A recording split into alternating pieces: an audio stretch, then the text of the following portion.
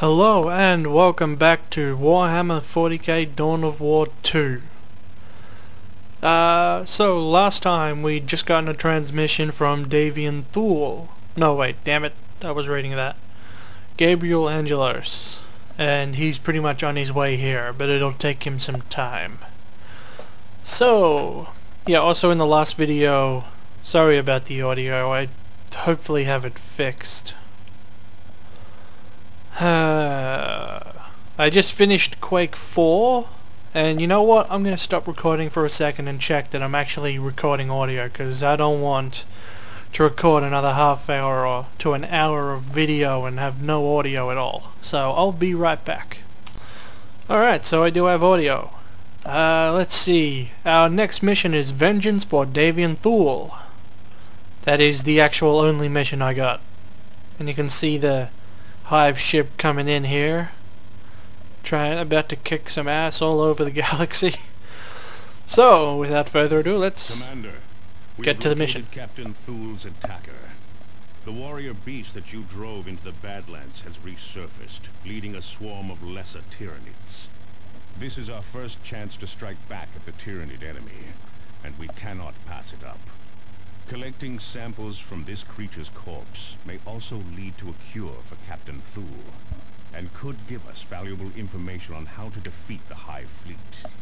This area is heavily infested, Commander, so be prepared for heavy resistance. Alright, let's get into it.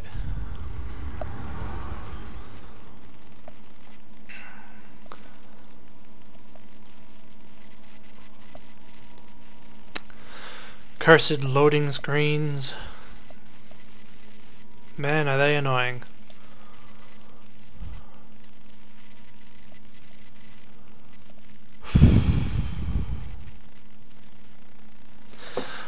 Alright, let's get going. Small cutscene. Dropping into the field.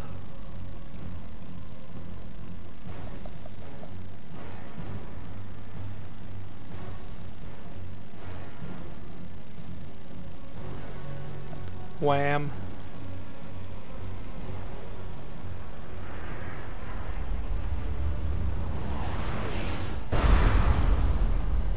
Target the larger creatures to disrupt the swarm. That will buy us the time to get to our target. Alright, let's see. Alright, let's go get that Manufactorum. So one of the comments that I got on my last set, on one of the comments I got for the videos from before, was someone asking that they actually saying that they enjoyed the video, and mainly said that they'd like a bit of a description of what I'm basically doing and how the game works. Well, for starters, if you haven't noticed, it's not the usual strategy game that you'd see. It's more like a tactical kind of one. I'm not too sure how to explain it, but I didn't really like.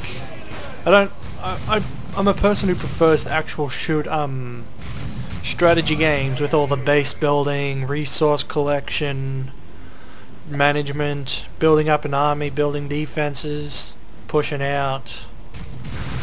But this game pretty much gets rid of all that, and it just takes you right down to the actual combat.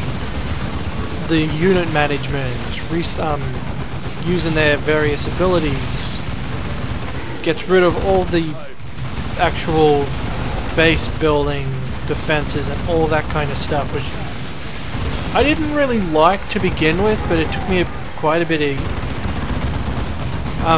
getting into to actually playing it, which kind of sucked, because like I said, I really enjoy the actual base building, and whenever I play shooters, strategy games, I'm a person who actually really likes to turtle up, get a whole ton of defenses set up so I can get as many resources as I need to, and then push out with a huge army, which is pretty much the way I used to play it whenever I did StarCraft, the original StarCraft. What I'd do is, because I didn't know how to do most of the, I just kind of learned from playing. I didn't know about these high tournaments and stuff that was going on. So So the way I used to play was like really slowly into it. Each game would take me like an hour to finish, but what I'd usually do is I was almost always Terran, and I'd pretty much just sit in one area, get a whole ton of bunkers, missile turrets, siege tanks, and defend the area like a bot, like a beast. Like nothing would ever get in. And what I'd do is I'd just sit back and use all the minerals available, all the minerals and gases I could get, and just build an army of battle cruisers. That's pretty much all I'd do. And I pretty much just went from there by basically just turtling up and just going like that, so. But then the more strategy games I played, the more I changed that up. So it wasn't always just straight wasn't always just straight defense in the end. I kind of got used to doing it other ways.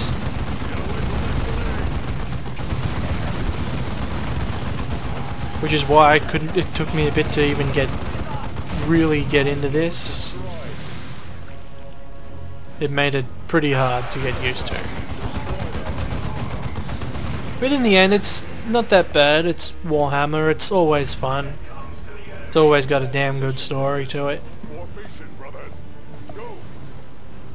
So yeah, in the end, it's still pretty fun. It's not as there's still resource collection for basically building from a base, get the requisition nodes, power nodes. Then you basically build your army while constantly getting attacked, repelling attack, counter-attacking, so on and so forth. But I never really could, I guess you could say, master the online part of this. I never really played it, but the Last Stand thing was actually pretty fun, which is basically just basically a 4-player co-op horde mode kind of thing for a strategy game. You get 4 heroes. Well, actually, I think it's 3 people, actually, not 4. Yeah, you'd have like 3 heroes, and you'd like fight off constant waves of enemies. So you'd be like fighting back the enemy while you had no base building. It was literally just 4 specific heroes for the races, and you'd pretty much just have to defend yourself during each attack. You could revive each of the heroes. But it got pretty hectic on the later levels, and it was pretty hard to get past wave 10. And you gotta also come into consideration that there's only 10 waves in that Last Stand, so. But yeah, I enjoyed Last Stand, and with Warhammer Space Marine, they're bringing in the Exterminatus mode sometime this month, but there isn't really any concrete information as to exactly when, which kinda sucks, because I'd love to play some more of the Exterminatus mode. Because Space Marine's multiplayer in itself is pretty fun, so. Although I haven't really been doing any multiplayer at all for pretty recently.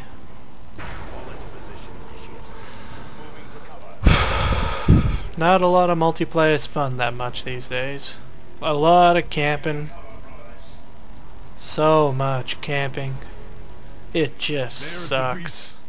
Destroy it. So much stupid strategy. So much crap that people do. No one ever just does a straight fight. No one ever really just charges into combat, kicking ass as they go.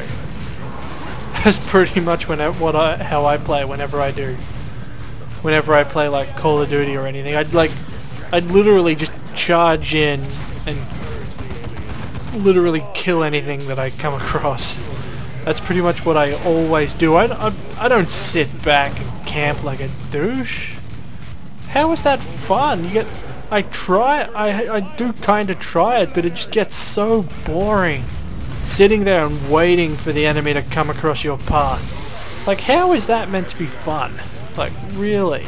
It makes no sense at all. You just sit there and wait for an enemy to come across your path. Sure, it happens a lot if you sit in some of the common pathways, but still, it's just not fun to camp. That's even worse when you come across people that are actually actively camping. It's just so boring and douchey.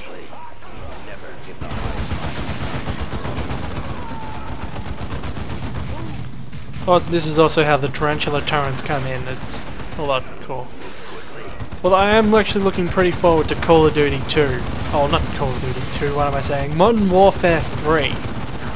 At least that multiplayer looks pretty fun with its various kill streaks. Not to mention, because of my style of play with just charging in, I never really got kill streaks. I always was very ecstatic whenever I got a AC 1000. It was almost so much, made me so happy to get one of those.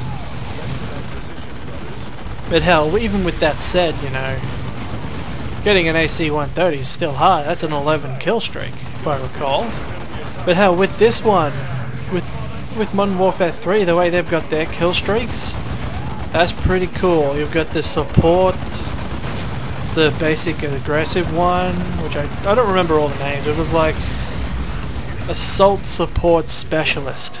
It just sounds like one definitive class, which I thought was pretty cool.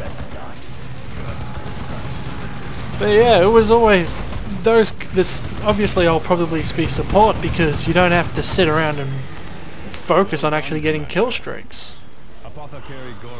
Stupid campers. But yeah, using support, that helps for the way I play it. It'll help a lot. I'll be able to get a lot more kill streaks. Some of those kill streaks for support are pretty interesting, and they actually go by what they are. Support specialists, you know? It's pretty cool. This victory will long be remembered in the halls of glory. Hell, at least unlike Black Ops, damn snipers become useful. Hell, if people who remember Modern Warfare 2, at least all their maps were balanced and you could actually snipe the enemy, you know? You could actually sit back somewhere and snipe. Sure, you had quick scoping, but those guys were douches. Always with their quick scoping. Tyranids have a simple and terrible agenda, Commander. I'll let this guy talk before I keep ranting. Left unchecked, they will kill and consume every living thing on the planet. Our only hope of stopping the Tyranids is to strike at the heart of the Hive fleet itself. For us to do this, you must first accomplish 3 critical tasks. You must locate and secure the astronomic array hidden on planet Typhon. Only its precise scans will allow us to analyze the Hive fleet and locate its weaknesses. You must also obtain a sample of the Hive fleet's biotoxins. Only a pure gene sample will allow us to develop a poison to strike the Hive fleet. And you must secure access to Angel Forge on planet Meridian. Only this ancient forge's fast manufacturing capabilities will allow us to produce weapons with which to deliver the poison. Ignore the sounds of my loud chair. Each of these tasks pits your handful against untold billions. But failure means the utter annihilation of our world. Not a good thing.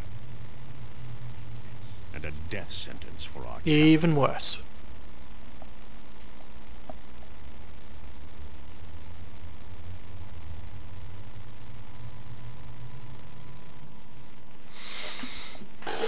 Oh, what was I saying? Oh yeah, snipers.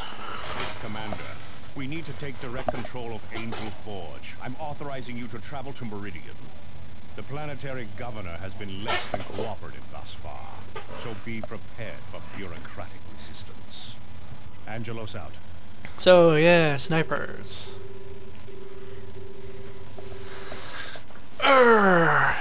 Unlike Black Ops, there's not a lot of maps that you can really sit back and actually get a good sniping position.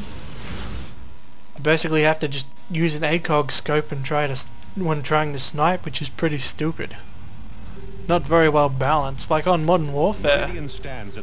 Damn it, would you stop talking? I'm trying to rant here. This bit here is pretty cool, the way their ship comes down, then they walk out. It looks pretty cool. It'd be a good wallpaper. This bit right here. This would be a good wallpaper. We must not allow Meridian right to there. fall. Now that's a wallpaper.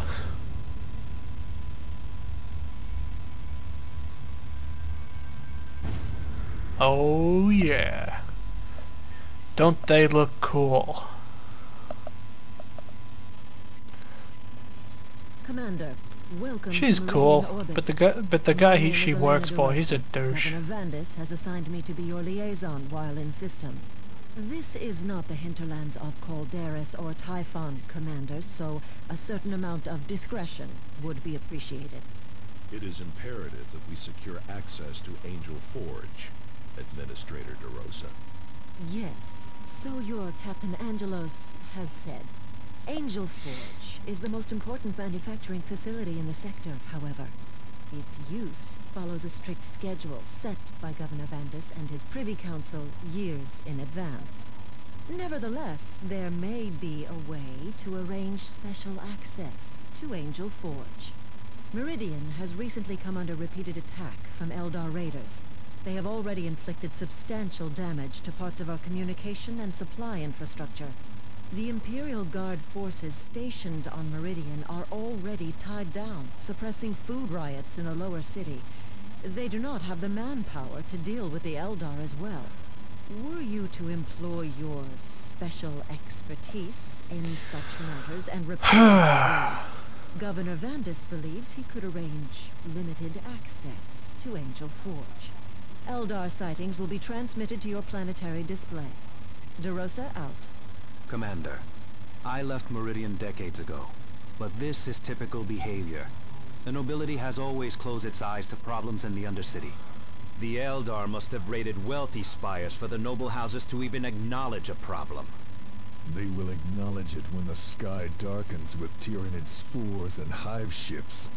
On that subject, Commander, initial scans indicate no Tyranid activity whatsoever. Which is on total Meridian. bullshit. No activity at all. No mutated plants or slaughtered wildlife. No atmospheric changes. None that Still we can total detect. bullshit. Check your sensors again, Martellus. Hive fleets do not ignore worlds. in their 100% correct. And you'll find out the mystery behind this later. But for now, I'm going to resync, and this will be the next video, because this is pretty much how I'm going to do it. Every time you go through a briefing and so on, just like the loading screens of Quake, yeah, you get the point. Alright, see you in the next video.